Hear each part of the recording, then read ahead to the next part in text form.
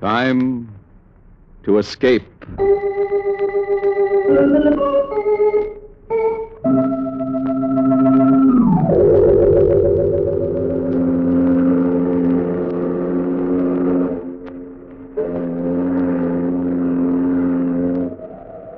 Escape from now, from here, from yourself.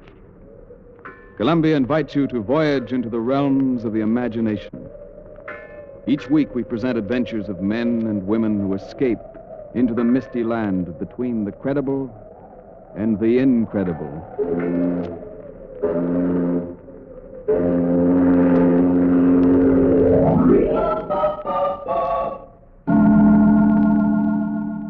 Tonight's story of escape tells of a dummy with a wooden head and wooden arms and even a wooden heart who served a master until one day this master heard him say, "I've had enough of you. I don't need you anymore."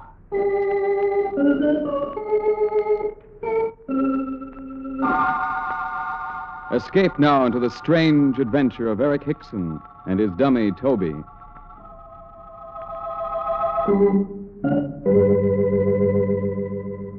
This is a story told backstage in many an English music hall and London cabaret when the performers are sitting around waiting to go on, or when they finish their evening show. Nobody ever knew very much about Eric Hickson, though many of the turns had played on bills with him. Mostly small-time acts, for it was only at the end of a long, difficult trail that Hickson reached the fashionable West End. It was the night after Hickson's opening at the Kit Kat Club. The act which preceded his was just finishing. But instead of taking his position in the wings, Hickson was still sitting in his dressing room. On his knee was his partner, Toby, a small wooden ventriloquist dummy with a painted face. I say, Hickson, what's holding you up? You're on in a minute. Are we? Of course you are. We've got a splendid house out there, and I want to introduce you. Wait, Bigelow. Well? We can't go on. What? We can't. It's quite impossible. What nonsense is this? You hear the dances are going on. It's You follow Toby, them. Bigelow. Toby. He refuses to talk. Toby, your dummy? Yes, I can't get a word out of him. Hickson, what is this? A rib? Certainly not. Well, you're a ventriloquist, aren't you? At least you were last night. Let the customers talk and hold hands. Huh? The stage is just as empty when we're on it. Toby. Hickson, what the devil are you up to? Go on, Bigelow. Get out there and tell them we're not appearing. So your dummy won't talk, won't he? It's the very first time he's spoken all evening, I swear it. Who'd want to say anything ever again after those reviews we got on our opening last night? He knows he's beyond his depth here, Bigelow. He's frightened. Stop this gagging. Of all nights when you should want to be particularly good, with Mel Baxter in the house. Mel Baxter, the American ventriloquist? Yes, the star of the American Wireless. And he married that gorgeous blonde in his last picture. Yes, she's with him at the table out there. What kind of nonsense am I talking to this dummy? Dummy yourself. Go on, big mouth. Get out there and introduce her. I want to see Mel Baxter.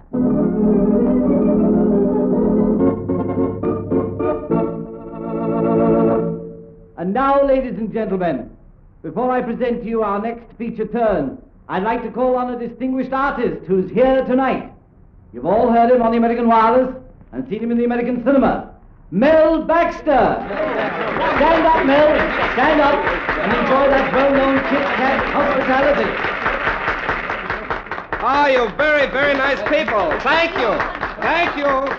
Always nice to visit London. And isn't that charming lady with you, Mrs. Baxter? That's right. Stand up and take a bow, baby. Hello, everybody. Thank you, Mrs. Baxter. Oh, Mel, did you bring your little pal, Muggsy Martin, along on this trip? No, I didn't. The little toothpick gets seasick. Oh, what a pity. Yeah, it is. He says every time he sees me, he gets seasick. Well, that gag's aged in the wood, but so's Muggsy. Well, I'm sure Mrs. Baxter is a much pleasanter burden on your knee, Mel. Thanks ever so much, and have fun. And now, ladies and gentlemen, I want to bring on an act that should make our American visitor feel lonesome for the missing Muggsy Martin. Our own British ventriloquist, Eric Hickson, and his talking timber, Toby!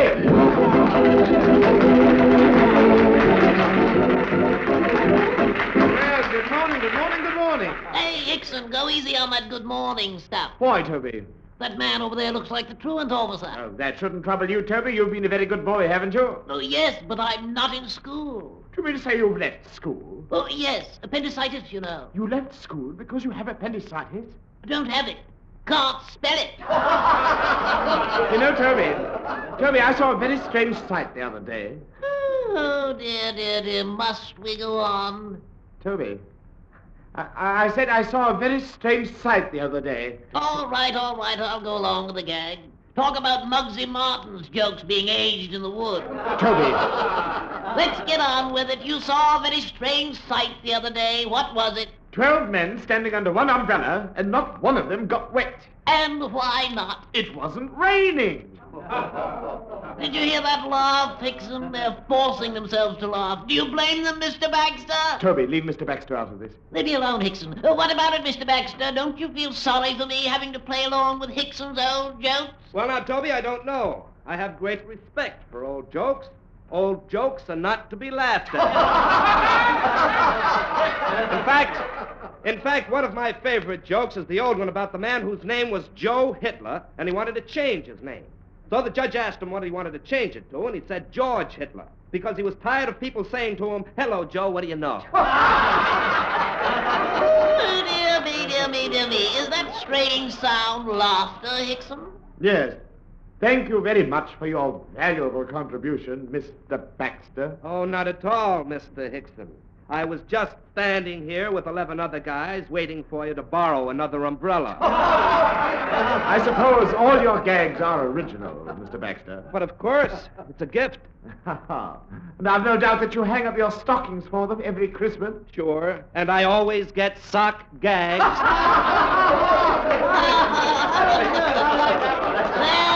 There, Hickson. You'll see what happens when you try to top a real comedian, and Mr. Baxter will go right on top of you for the rest of the night. Give up and get off, Hickson. Give up and get off.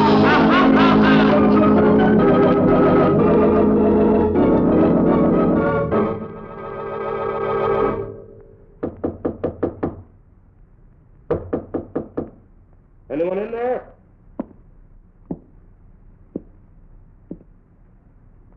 Who is it? No, Baxter, Hickson. Mr. Baxter? Well? How do you do? Mind if we come in for a minute? All right. If you like. This is my wife, honey, Mr. Hickson. Mrs. Baxter. Hello, Mr. Hickson. Won't you sit down? Just throw that dressing gown on the floor there. Oh, thanks. Well, so this is your boy, huh? Nice carving job. I'm very handsome. Don't you think so, Mrs. Baxter? You're a dream man, Toby. Who made him for you? Don't put your hands on him. Oh, I'm sorry. Haven't you done enough damage tonight? Oh, now look, Hickson, you asked for it out there. I asked for nothing. It was Toby got me into that. Toby. Oh, now, Toby, aren't you ashamed? I asked you not to touch him. Mr. Hickson, you don't think Mel would steal him, do you? I can take no chances. Well, you sure take him seriously, don't you? Well, relax. I do all right with Muggsy, my own dummy. So I've heard. Yes. And you sure surprised me with that little act out front. Your own part in it surprised me. My part? Well, you wanted some kind of comeback, didn't you? You asked for it, Mr. You needn't Hickson. explain anything. You see, Mr. Baxter, Hickson's attitude requires a certain amount of sympathy. He's quite aware he's not our equal. Oh, now look, Keep quiet, Hickson. Toby. Mr. Baxter, just why did you come to my dressing room? Well, professional courtesy. If you've come here to make some sort of a bargain to buy Toby, it's no use. You can never have him. Now, wait, Hickson. Yes, wait, Hickson. I won't have it, Toby. Never, never. Whatever the Baxters have to say to me is my affair. Why don't you pretend you're a gentleman and make a graceful exit? Oh, really? Toby, if you're trying to make me look ridiculous... I'm succeeding. Yes, I know. Now go on over behind the screen and get your makeup off. Very well. But I warn you. Beat it. Pay no attention to him, Mrs. Baxter. I Mel, don't. I don't understand. This fellow's amazing. No, not at all. He's stupid, really. Constantly interfering in my affairs. Mrs. Baxter, now that we're alone, may I tell you something? Something I'm sure you've heard before. Well, what is it, Toby? You're very beautiful. I'm very fond of you, Mrs. Baxter. And whatever Hickson thinks, you're really a very nice woman. Oh, now look here. Mel, I don't like this. Hickson. Yes? Come out here. Well, what is it? Just how far do you want to carry a gag? A gag? Either you apologize to my wife... Apologize or... for what? Really, Mr. Baxter, I don't know what you're talking about. Mel, let's leave. You're not going to leave me, are you, Mrs. Baxter? Please don't. Oh, you're a very funny guy, Hickson. Take me with you, Mr. Baxter. I just want to be near her. If you're afraid I'll make love to her, you needn't worry. I will. Okay, Hickson, you asked for it. No, Mel, don't hit him. Don't hit him. Oh, Mel. Mel, why did you do it? Here now. Well, what's going on? I don't know what's eating this guy. A gag's a gag, but he doesn't know when to stop. He looks a bit done in. Well, he had it coming to him. Glad he didn't break the dummy when he fell. Yes, that would have been a shame. He's such a cute little fella. Oh, and you do care what happens to me. I love you, Mrs. Baxter. I love you.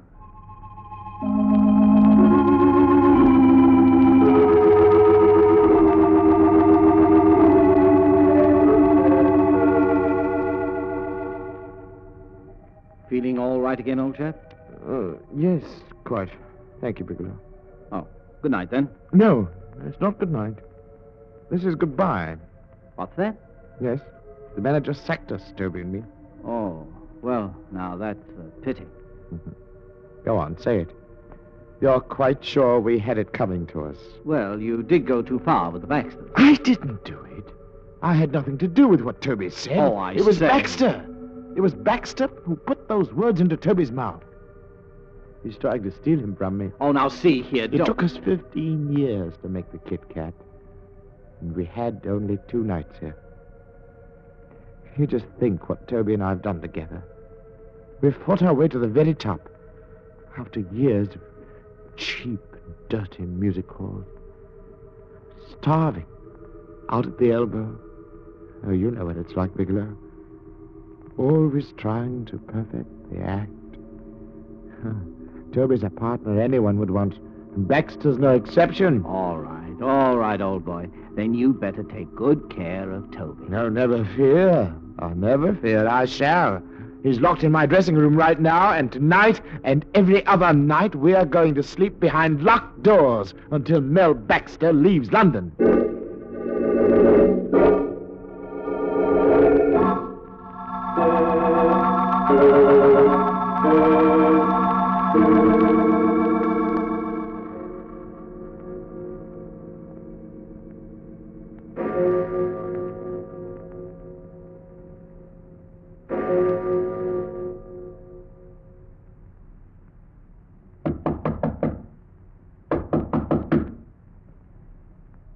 Who's there?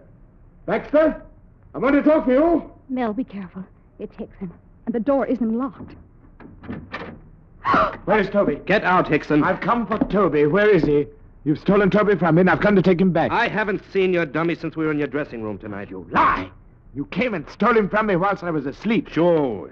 I never travel without my burglar tools. Now listen, Hickson, I only knocked you down before, but this time I'm going to finish a job. Mel! I'll handle this my way, baby. No, Mel, look. On the floor. What? On the floor at the foot of my bed. Toby! What? Oh, Claudia, how did... Toby, there you are. I found you. Oh, my poor little Toby. He kidnapped you. Now look, Hickson, I haven't the slightest idea how your dummy got here. Toby, Mel, speak look to how me. he's shaking that awful thing. Wake up, Toby. Trying to wake it up. Oh, come now. You're not deceiving me. You know I'm here. Go away and leave me alone. I'm through with you, Hickson. I can't stand it, Mel. Easy, baby. Now look here, Hickson, maybe you're ill or mad or something. Ill? You took Toby away from me, and you say I'm ill? I didn't take him. You brought him here. You must have. Maybe while you were walking in your sleep. Mel, he's got a gun. He won't shoot. Come with me, Toby. We're going home again. No, Hickson, I won't go with you. I'm going to stay here forever. What? This is some trick. Baxter, you've influenced him against me. You're putting words into his mouth. Oh, look, Hickson, will you relax? I tell you I had nothing to do with this. I couldn't have. Nothing to do with it. You're a devil, Baxter. You tried to steal Toby away from me, and now you're trying to drive me mad. Hickson, will you listen to reason? No! No, I won't listen to reason. I won't. Oh, you beastly man. Toby, Toby, Pick up say this that gun you before he never hits somebody with it, baby. You I've don't. got it, Mel. Say it's not Now, true. stay where you are, Hickson. What? Oh, no. Oh, no, I'll do nothing of the sort. You're insane. Hickson, you're the one who's sick. I'm trying to help you. Help me! You're trying to take Toby away from me. Look, will you let me get a doctor for No! You fool! You'll never get Toby away from me. I'll take him where you'll never see him again. Never! Hickson!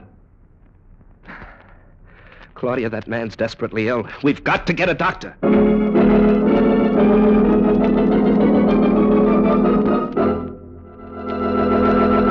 I suppose we should have called the cops, Doctor, but, well, Hickson's in the profession, and if he's sick, we'd rather have a doctor look after him. I appreciate your sentiments, Mr. Baxter. What's made him act this way? What's wrong with him? Well, I can't give an opinion without seeing him, without talking with him. But perhaps your husband may have some idea. Me? You're a ventriloquist, Mr. Baxter, but a more successful one than Hickson. And, too, you're happily married. Less introspective, perhaps. Isn't it quite possible that Hickson, in his loneliness, his struggles for success, may have become so accustomed to thinking as two people that the personalities have actually become divided? Why, I don't know. Yeah, I can see how that might happen. You mean he thinks he's two people? No, Mrs. Baxter, he doesn't think he's two people. It's possible he doesn't know these personalities have become divided. That Toby now might be said to live within Hickson without Hickson's knowing, and... Then what's going to happen to him? Well, it's something he'll have to fight out within himself. If we can keep the dummy away from him, he may recover. Oh, but Doctor, he took it with him. And we've no time to lose. Where does he live? Have you any idea? No, but I can find out. Well, then we'd better go at once. He must be separated from that dummy.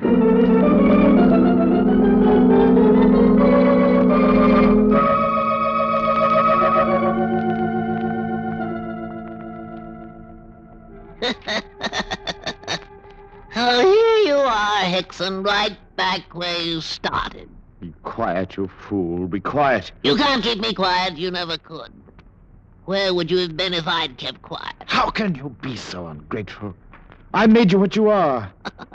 You made me. Until I came along, you were very small time, Hickson. Very small time. You've forgotten that you're nothing but a lifeless, useless stick of wood without me. A lifeless, useless stick of wood, am I? It was I she liked, not you. It was I Mrs. Baxter spoke kindly to. It was I she smiled at, not you. But you wouldn't even be here without me. A lifeless, useless stick of wood. You couldn't even get up the nerve to kill Baxter tonight. Kill him?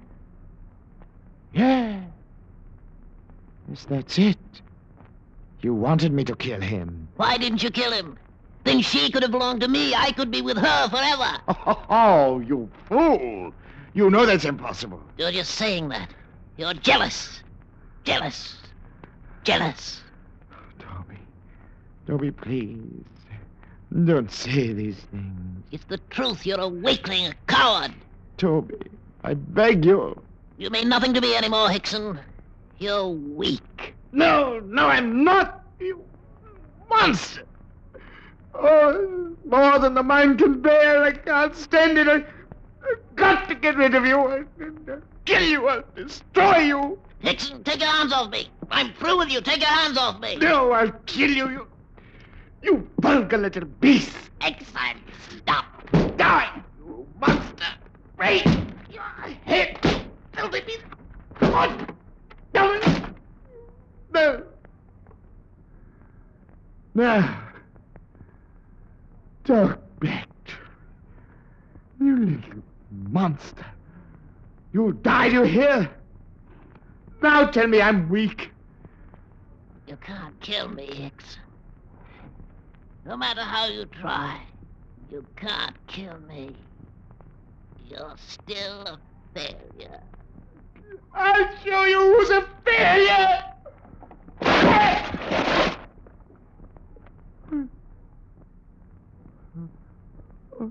Toby. Toby. What have I done? Toby. Toby, I never meant to. Answer me. Answer me, Toby.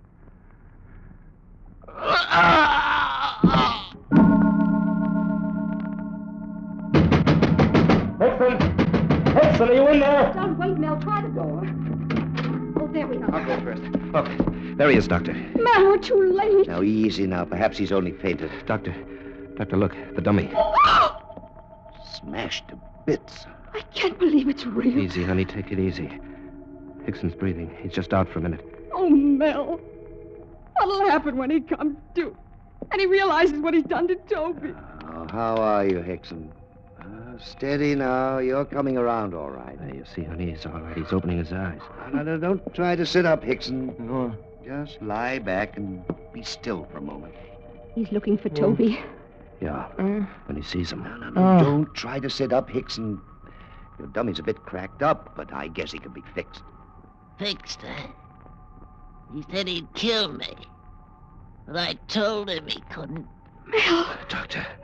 Doctor, it's Hickson speaking in Toby's voice. He said he'd kill me. As if he could, Mr. Baxter. Doctor, what about Hickson? Hickson himself. I've never seen anything like this. Oh, Hickson, speak up, man. Quick, Baxter, put that dummy together again. Well, he's pretty badly I smashed. don't care. Hold him together if you have to. I'll do what I can. What good will it do, Doctor? It's our one chance to help this man. See, Hickson? Here's Toby. You see, he's all right. Here he is. Hickson won't appreciate what you're doing, Mr. Baxter. Now you're giving me... Back to him. He thought you were trying to steal me away from him. Mr. Hickson. Huh? Oh. Yeah, it's you, Mrs. Baxter.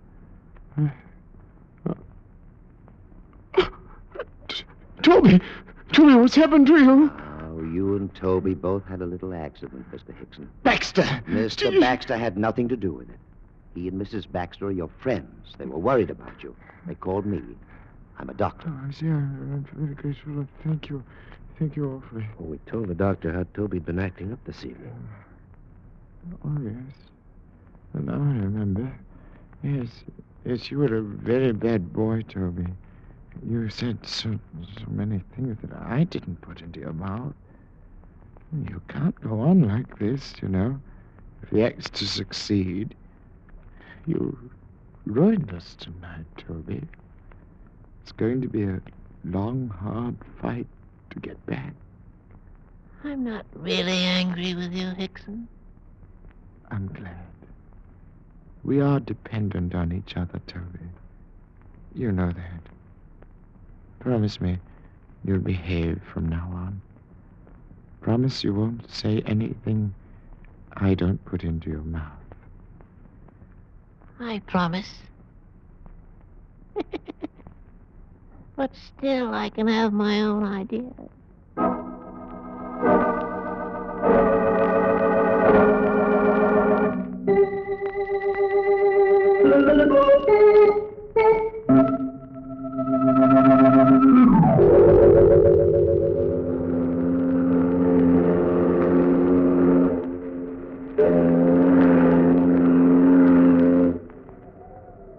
Tonight's voyage of escape into the realms that lie between the credible and the incredible has ended.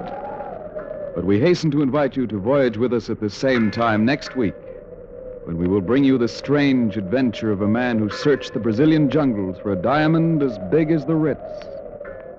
Your ticket for the voyage is merely your desire to join all hands aboard when CBS again presents Escape.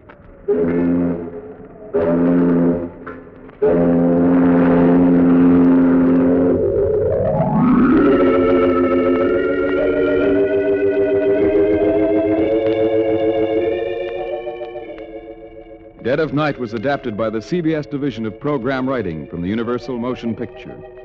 Barry Kroger appeared as Eric Hickson, Art Carney as Toby the Dummy.